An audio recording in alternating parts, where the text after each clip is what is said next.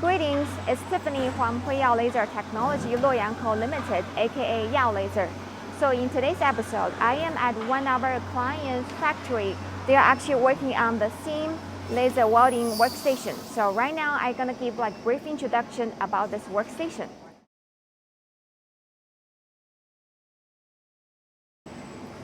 So there's a 3-step for the laser welding. First, you are stacking the battery cell in the stacking vehicle in the sequence and place them into the end plate. And then press the battery cell to the set length. And also the length, dimension, and pressure can be displayed. Place the side plate on both sides and then tighten the side plate, press the battery cell and then the cells flat. Press the weld sling tightly and complete the module stacking work. That's the first workstation.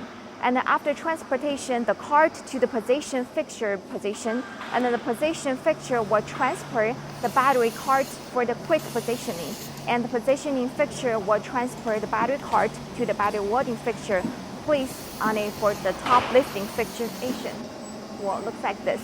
And the third one will be after the battery welding fixture is positioned, the robot arm will drive the swimming head welding assembly to move the side of the battery welding fixture for welding operation on the battery.